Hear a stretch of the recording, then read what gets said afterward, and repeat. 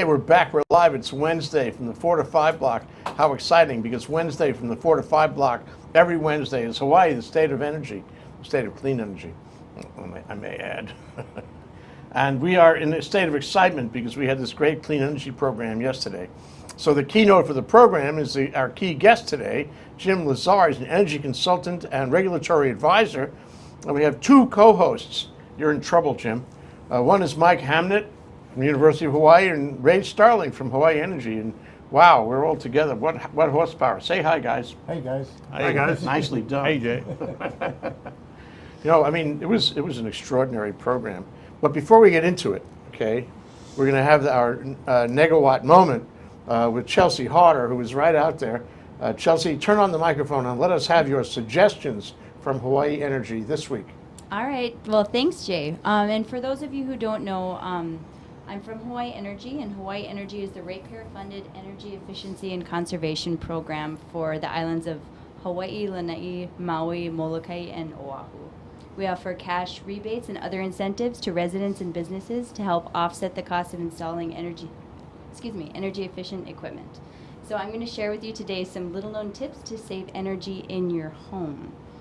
So Does Ray know about this? I don't know. I see him making They're notes. little known. I see him making notes, but okay.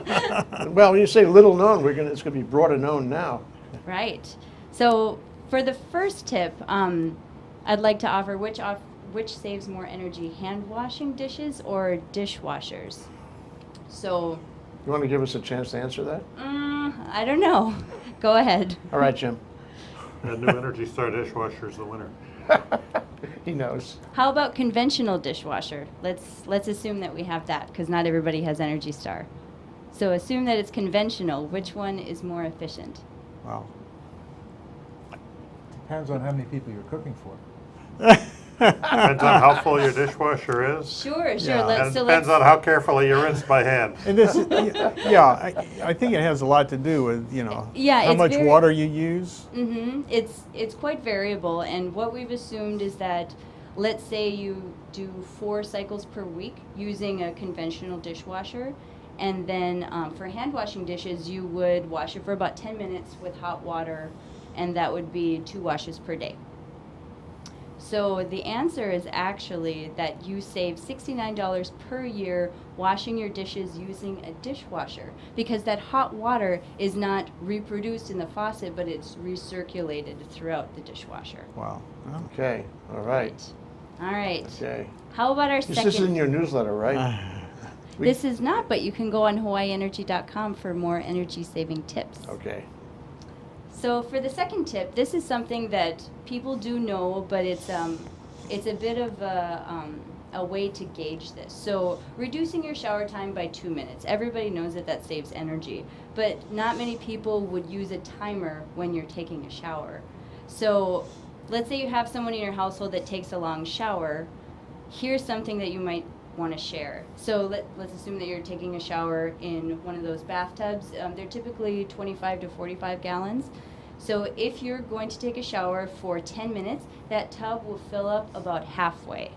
So if you want, you can tell that person that takes a really long shower, plug the drain, take a shower, and stop before that reaches halfway.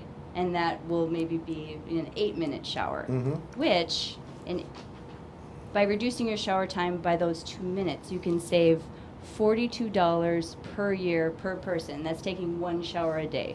But we all know it's been really hot recently. Let's say you take 2 showers a day. So if you do that consistently, that would be $84 per year per person. I have a way for you to double the benefit on that. Guess what it is? Shower with a friend. Joint shower. You naughty, naughty boy. Was that your tip? I'll work That's on Jay's tip. Jay's tip of the day. We're going to have to put that up on our website. It's going to be a little snug with the 2 of us in the shower. Hey, we don't need Big to go there. Yeah. All right. Stop doing that. All right, for our third and final tip, which one do you think saves more energy, a ceiling fan or a conventional fan? Let's say it's a table fan, floor fan, box, window. I'm guessing a ceiling fan. Ceiling fan, yeah. Ceiling fan? Window fan. Oh, Actually, ceiling fan is correct. Depending on Oh. the setting that you have, you can have the low, medium, high settings. You can save anywhere from $15 to $86 per year if you switch to a ceiling fan. Now, these are the typical fans that are that have the stem and the round blades. But if you have something like the Vornado, that takes up a lot more watts, so that'll actually be a larger gradient of savings. So, and actually, Hawaii Energy offers ceiling fan rebates for $45. So for more of those energy saving ideas or rebates, please visit hawaiienergy.com. Yeah, or contact ThinkTech. We'll give you other creative ideas too. Jay's tip of the day. Remember that. Well, thank you very much, Chelsea. Chelsea you, Jay. Hodder from Hawaii Energy with creative things. So it's all going to be on your website, which is? hawaiienergy.com. Excellent, excellent. Thank you. Thank you. Okay, now into the main channel here. First, I want to get a handle on how it went for you yesterday, Jim. What was it like at Clean Energy Day? That was a phenomenal group of people, and I learned a lot listening to the other speakers. I had great interaction during lunch and the other breaks. Stayed late. I was one of the last people to leave because there were people I wanted to talk to from all parts of the Hawaii energy scene, transportation, and electricity and gas. I had a great time. Okay, let's get some engagement on this. Mike, what did you think? What did you think of Jim? I thought it was a great day. I think Jim did a great job and had raised a number of options that we've got going forward that a lot of us hadn't thought about, or at least I had. The solar air conditioning, the ice combination with the ice storage is something that there are actually there are projects here in Hawaii that have that I didn't know about. But it's like, there's these great examples of storage air conditioning like Nordstrom and the Kapi'olani Medical Center and the Iolani School, but it's only not even 1% market penetration of buildings that make ice at night when the air chillers work more efficiently and use it to cool the building during the day and don't have that cooling load imposed on the utility in the middle of a hot afternoon. Right. But I think getting more information out about those opportunities. I mean, several years ago when the forum was a lot younger than it is now, Energy Policy Forum was a lot younger, we had a seminar for executives. Do you remember that thing? We had invited about energy savings and financing, and we had invited 60 and we had 75 show up, and they were very interested in both what the options are as well as the financing. So, but I think there's scope for that with the air conditioning storage. I really do. Well, Right. I like, well, of course, Jim stirred the pot right off the bat and got a lot of thinking and discussion going. So we really do appreciate having your expertise there, and especially as the keynote speaker. But in terms of the ice thermal storage and the other kinds of thermal storage that you talked about, it was really good to hear that, because I have been in the business for a while in my early years, or in years past, maybe 10 years or so ago.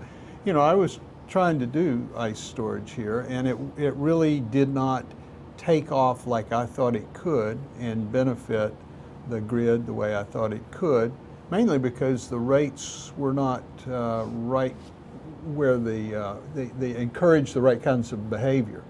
But we still got some jobs done. But at the end of the day, I think it's going to be the rates that have to be looked at to move people to where we want them to be. As we become a high solar and wind system, we're going to have plenty of power at night from wind and plenty of power in the middle of the day from the sun. But we're going to have these shoulder periods when people are getting up and going to work and starting their work day which have pretty high energy use, and people coming home at the end of the day, and a family comes home from school and from work at 5 o'clock, and they've sort of got between 5 and 9 o'clock to live their whole family life, and they're going to use a lot of appliances. The television's going to be on, dinner's going to be fixed, and laundry needs to get done at some point. And if we add the water heating and air conditioning loads onto that afternoon, as we do now, it creates a real challenge for the electric utility. Sure. And to the extent we can take some of those loads, and water heating and air conditioning are two that we can move around in time, because you can store energy in the form you're eventually going to use it, as hot water or as ice, and ease that afternoon and morning peaks on the utility, and move those loads into the times of day when the sun and wind can do a good job supplying our needs. And if we can go to the time of use rates, where the peak, you make the electricity more expensive during those peak periods, that's going to further drive people Sure. to these other options. The time of use rates are really important in Hawaii to help make the sun and wind more effective at meeting our needs. But they tend to drive people to look for solutions. They don't necessarily help people find those solutions. Right. We still have a job to do with education of what tools are available, with financing so that people can afford to install the equipment that's needed to take advantage of those time of use rates, and inspection and verification and maintenance of those systems once they're built is important. So it's not just as simple as adopt the rates and the problems will go away. Pricing is one leg of what I consider a three-legged stool: pricing, policies, and programs. Good policies to say we want to have a renewable energy future, good programs to help people find the answers, and good pricing so that people who find those answers save money on their utility bills. Well, I was very impressed with your whole approach, Jim. No kidding. And I felt, we have a lot of speakers visit us from the mainland. You're not the first one. I've heard that. In various disciplines. And I thought that... Actually, a lot of us are completely undisciplined. That too, we got that too. But I thought that you were listening to Hawaii. You were, in tune. You understood. So you were not offering, gratuitous advice that might apply somewhere else but not here. You were really in tune with what's going on here, and I appreciated that. I've spent a lot of time in Hawaii. 40 trips. I think this is my 40th trip, approximately. I've bicycled the perimeter highways of 4 islands. Have you ever been to Kaho'olawe? No. I have. No. I haven't been on shore, but I've been diving Really? the reefs off wow. there, and I've hiked the trail to Kalapapa, and I visit Maui almost every year, and the Big Island pretty much every other year, and I love this state. I like visiting it. Does this trip change your perception at all? I mean, I'm not going to come back in the summer again. I live in Olympia, Washington. It's one of the most beautiful places in the world. Great beer also. And we only get about 2 months of good weather there, and I should take advantage of it at home. This is a fabulous place to come for somebody from the Northwest. Well, did yesterday's discussion change your view of the way of the energy community here? We have a very, very sophisticated energy community in Hawaii. We've got probably the healthiest solar industry anywhere in the country, certainly the highest level of solar penetration anywhere in the country. We've got high energy rates, the sun shines, the wind blows, people have an environmental ethic, the opportunities for new technology to help us reduce petroleum dependence and meet our energy needs in an economical fashion is fabulous here. I mean, they have high energy prices on other islands too, in Haiti and in the Dominican Republic, but they don't have the education level, they don't have the stable legal, financial, economic framework that Hawaii has. So I think Hawaii is probably the place in the world where the clean energy transition has the best opportunity to succeed. I've worked on other island systems. I've worked in China, I've worked in India, I've worked in Africa, I've worked in Europe, and I've worked all across the United States. And I think Hawaii is the best opportunity to prove that we can use the sun and the wind and the heat of the earth and other renewable resources to meet substantially all of our needs, to keep our computers running, our refrigerators cool, or help us cook our dinner and watch television with renewable resources. Well, okay. I mean, I think that's it. The show's over. No, We're going to take a break. Oh. That's my way of saying we're going to take a break. That's Jim Lazar, energy consultant and regulatory advisor, with Mike Hamnon, co-chair of the Hawaii Energy Policy Forum, and Ray Starling, a member of the forum, and Hawaii Energy, of course. And I'm Jay Fidell. We're talking about Hawaii, the state of clean energy. We're talking about a retrospective on yesterday's Clean Energy Day, otherwise known as We Be Cool. We'll be right back after this break. Hi, I'm Donna Blanchard, and I host the show Center Stage on the ThinkTech Hawaii digital series right here every Wednesday from 2 to 3 Hawaii time. I would really love to have you watch the show and see what we do here. I talk with some of the most amazing people, artists, most of them, all of them involved in some sort of artistic process.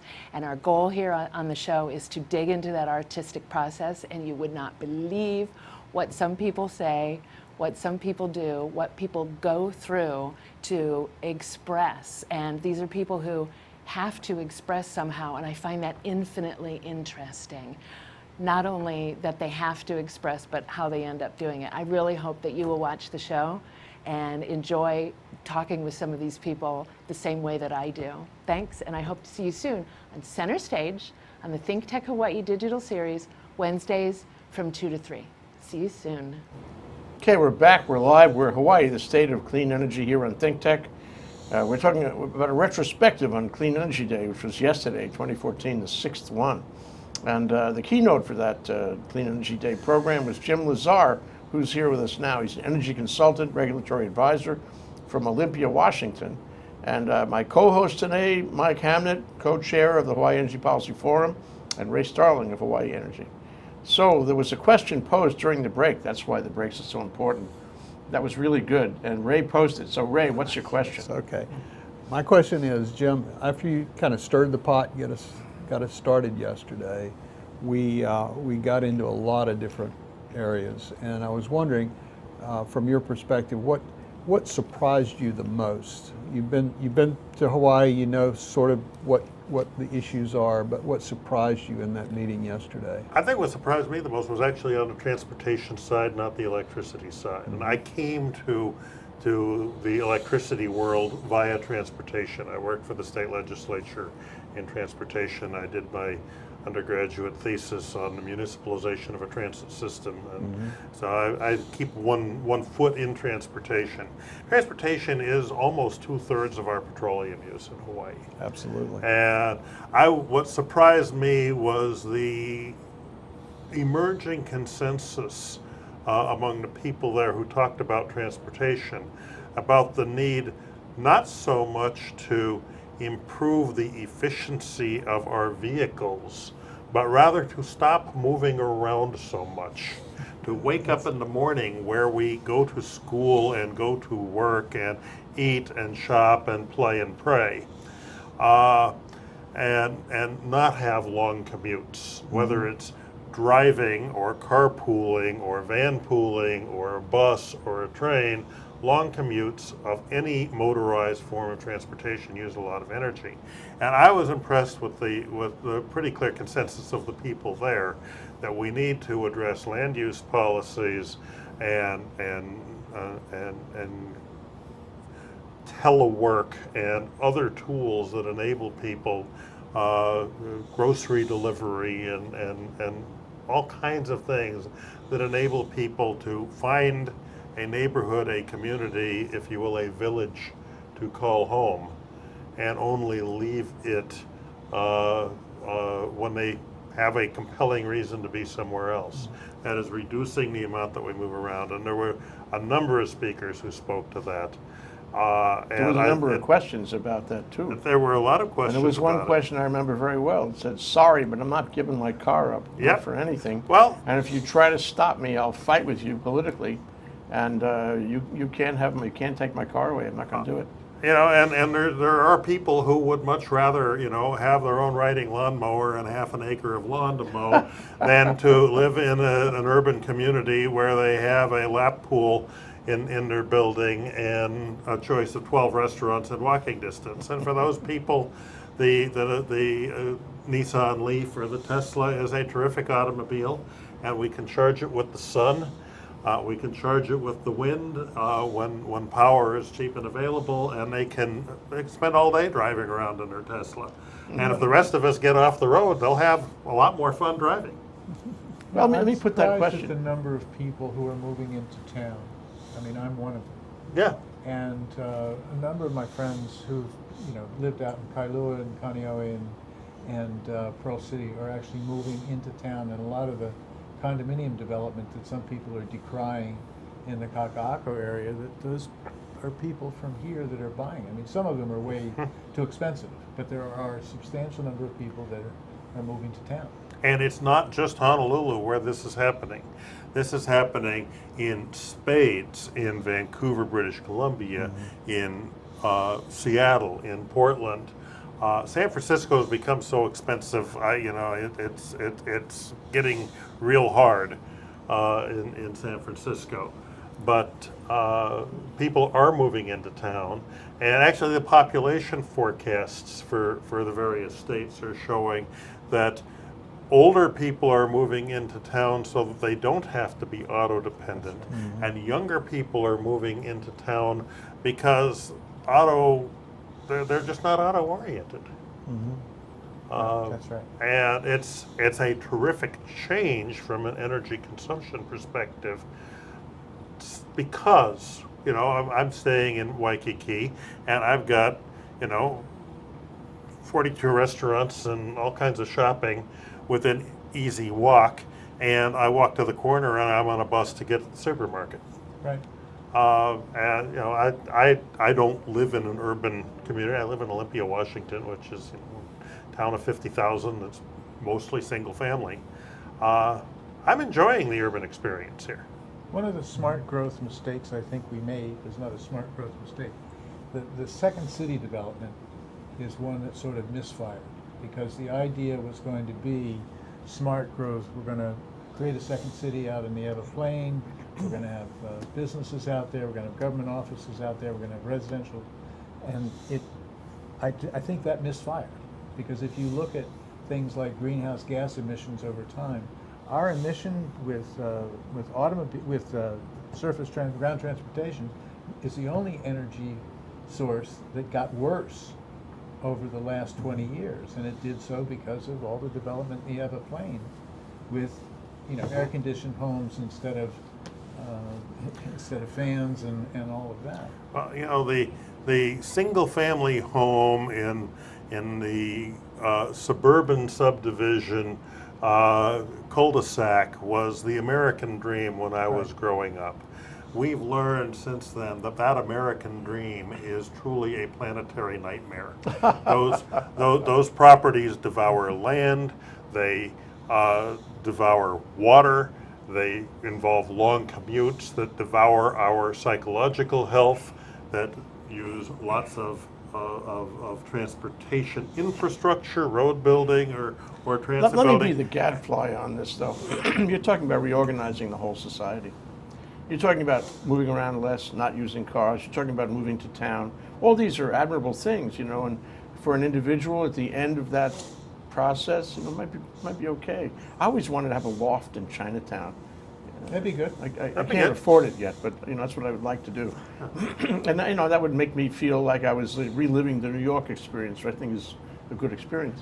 The problem is that when you reorganize a society, a city, a state, and all the elements of that society, you are going to spend a fortune. You're going to, it's going to make our unfunded liabilities look tiny. It's going to be hundreds of billions of dollars before this happens. Where is that money going to come from? Sorry, Jim. It's going to come from the money we don't spend on petroleum. Okay. Well, that's a fair amount of change, though. I've got a kind of a follow-up Well, question. no, actually, there was a figure that was put up on the wall by the council member from Kauai, Kauai, right. that the average family transportation bill was $14,950 a year. All right? If you live in a loft in Chinatown and you can walk here and you can walk to most of your shopping and walk to your appointments and walk to the doctor and hop on a bus 3 or 4 minutes or 10 minutes and be at the supermarket, that $14,950 is going to get cut in half, by 3/4, by 7/8. Okay. And your point about paying for it out of the money we save on fossil fuel would be another argument. But Ray, We know we can't afford to pay for the infrastructure for the roads. We're not maintaining our bridges, we're not maintaining our freeways, we're not patching our potholes. We're paying pretty substantial gas taxes now, and it's not enough to pay for maintaining, much less building new And the infrastructure Federal for Highway Trust transportation. Fund is empty. Yeah. Yeah. Question, what, from your experience in other places where they've done it right, what is missing here? What is it? Is it a fearless leader who is just going to push it through? Is it more community input? Is it a structural thing? What is it that we haven't done right so that we've got, the parking lot every morning on the H1? What are we doing wrong? What could we do to make it better, I guess? So what are some of the things that Amsterdam and Vancouver, British Columbia have done differently? All right, so Vancouver, BC decided there was not going to be a freeway into town. There is no freeway into town. Okay. And if you want to get to town quickly, you should wake up there. And the west end of Vancouver, if you think Kaka'ako's got some condo development, you got to go check out the west end of Vancouver. I mean, it's a forest that's, in terms of urban experience, competes with New York City, and that's all in the last. I lived up in that area in the 70s, and it's pretty much all since then. The other thing that British Columbia has done is impose a $30 a ton carbon tax. So the price of gasoline has increased, and they use that money to reduce other taxes.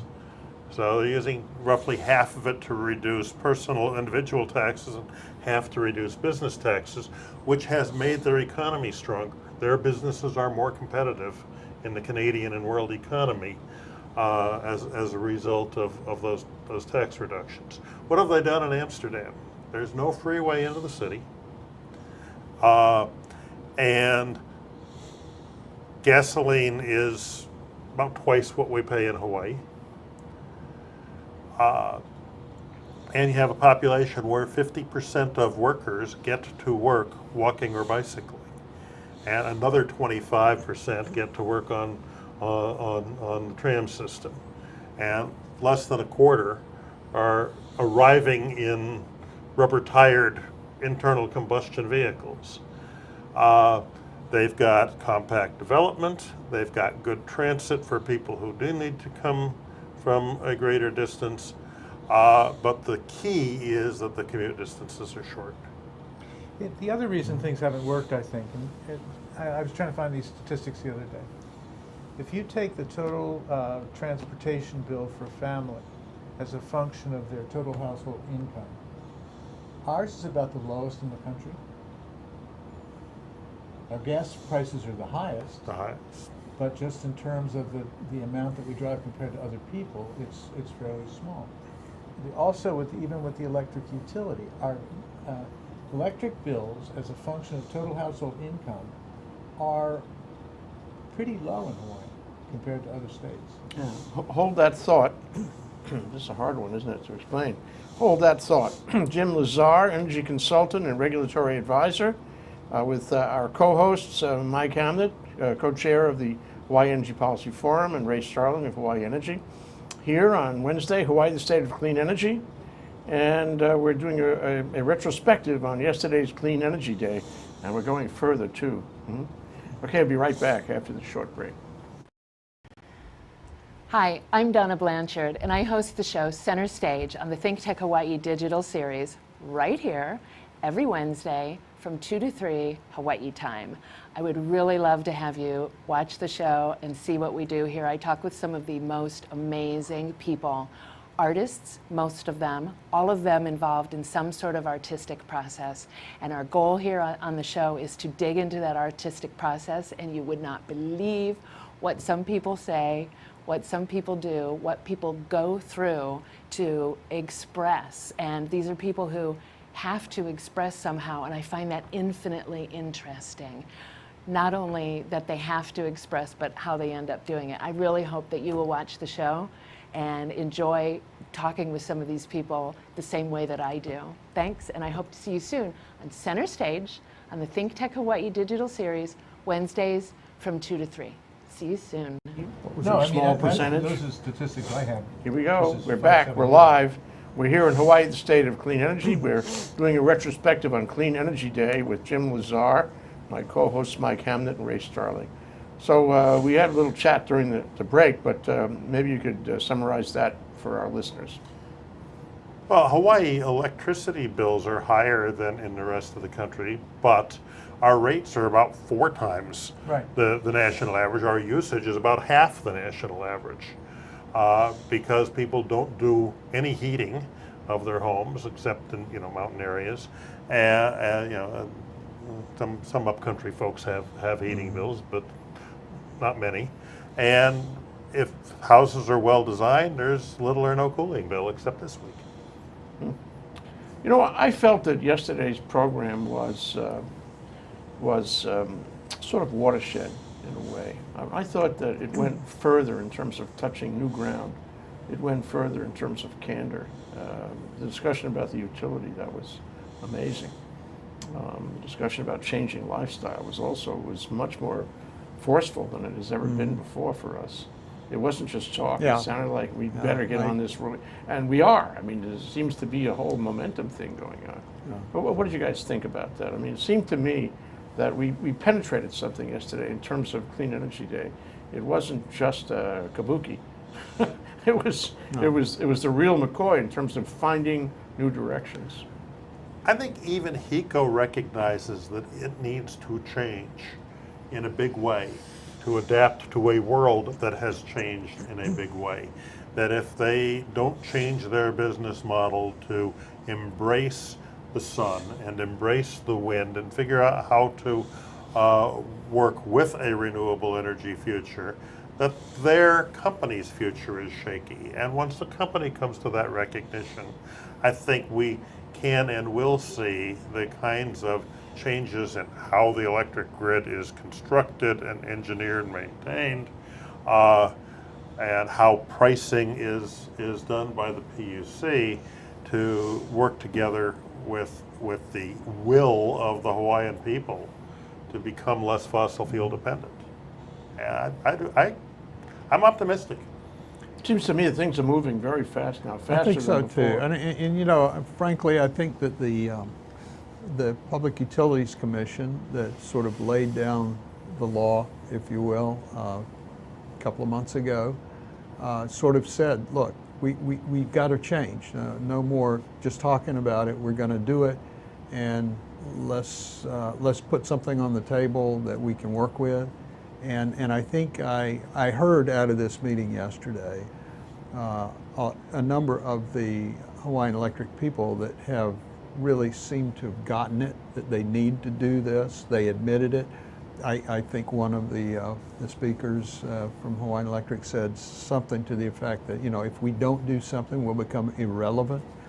And I think, I don't know if you use the analogy to the cell phone. Right. That was the one that really struck me, that, you know, it could be the same thing that the telephone company went through. The landline. And, Jim- and suddenly they became enunciated this irrelevant. in the beginning, in your keynote. You started this kind of discussion yesterday, and it seemed to flow from there. And you had all these logos of companies like Zenith, Yeah. Studebaker, Studebaker, Liberty House. Liberty House. that one hit a note. There are about a third of the people in the room who had no idea what Liberty House was. Oh, wow. That's The youngsters. Scary. You know, there's a lot of people who may have only come here once compared to my 40 times, but it's not spread out over quite as many decades. I also had the feeling. Sorry, Jim. Mike. You saying? No, just kidding, Jim.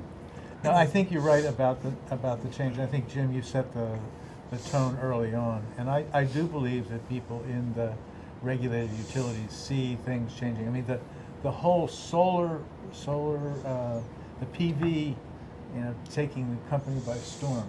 They just completely were blindsided by that, and I think that's the wake-up call that started all this. And I think they realized that the next big fear is flight from the grid. It's when Poncho Solar starts selling people battery storage, and the people do get off. Well, the telephone companies did not adapt well to a change. That's right. All right. Now, 30 years ago, the phone companies came to the PUC and said, "We now seeing competition coming from other sources. We can no longer collect our costs through long distance charges. We want a $30 a month fixed charge for telephone service." And since the commissions gave that to them, allowed them to engage in what I consider as an economist to be monopoly pricing, something that would never happen if there were competitive phone companies. Right. Since that time, the phone companies lost 40% of their customers. I think that the electric utility is beginning to realize that it has to be a little smarter than the wireline phone companies were in this transition, that they're not going to be able to charge their customers, you know, $60 or $80 a year for the privilege of being a customer in order to make the price per kilowatt hour low to maintain a business model, because Poncho Solar will sell those customers a battery backup system, and they will, as friends of mine have done, said goodbye to the power company. And that doesn't mean that they know what they can and should do. They know they have to do something smarter than what the phone companies do. Well, what about LNG? How does that enter into this whole process? There was certainly enough discussion of it yesterday. There sure was. I think I would be a little out of sync with the group we had at the meeting yesterday on LNG. So many of the questions were hostile to the concept of LNG for a variety of reasons. And you know, I'm not as hostile, perhaps, as most of the advocates who were there.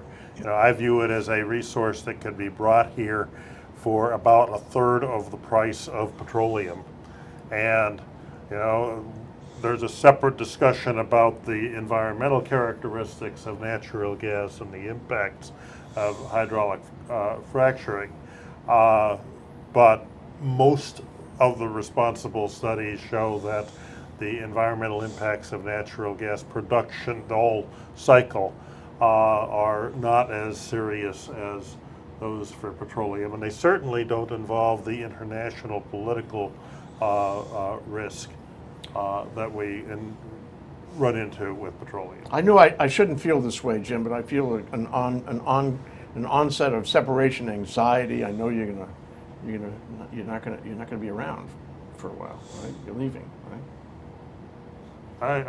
I'm going home, and I'll be back November 29th. Okay, but for now, for our show, for the people out there, in this one moment, you know, of examination of our situation in energy in Hawaii, what's your advice to them? The people are listening. Stop moving around so much. Because all forms of motorized transportation are energy pigs. Yeah. That if you're buying a house, remodeling a house, improving a house, buy really good stuff, because anything that's cost effective, pretty much anywhere in the world that's even been thought about for being cost effective has been judged for that based on electricity prices of 8 or 10 or 12 or 15 cents a kilowatt hour. And where we're paying twice that on Oahu and 3 times that on the neighbor islands, the cost effectiveness of that more efficient refrigerator, the more efficient dishwasher, the LED light bulbs, and architecture that allows the trade winds to do most of your cooling are just phenomenally Cost effective. cost-effective We're solutions. running out of time, so as I always do, I like to ask Ray to summarize this discussion. We only have a minute left, Ray, and then Mike can close. Oh, my goodness. Well, basically, the event yesterday was a big success. I think we all agree in terms of stirring the pot and getting people excited about moving further down the road and doing it quicker. And I think we'll eventually get there, but it may take a few more trips for Jim to come out here and stir the pot some more. Yes, amen to that. Mike? Now, I thought yesterday was the best one we've ever had. And the technology we employed in doing the sifting of the questions and the issues was a great leap forward. And Jim really did set the stage at the beginning of the day and on the panel. He did pose the questions, and I think we need to continue to hammer away at those questions. Yeah, thanks, Jim. You were terrific. Well, thanks. It's a pleasure to be here. Thank you, gentlemen. Question for you, Jay, Yeah, to close it out. yeah. The loft in Chinatown, is it Yeah. going to have a double wide shower in there for you? You bet it is, Ray. Count on it. Energy saver, right? Count on it. Okay. I learned a lot in the Negawatt moment. Okay, this is ThinkTech. We had a good time today. In the state of energy, we had a retrospective on Clean Energy Day with Jim Lazar, keynote from yesterday with my co-hosts Mike Hamnon and Ray Starling. Thank you, everyone. Thank you, Jay. Thanks, Jim. Aloha. Thank you. Thank you, Jim. Aloha.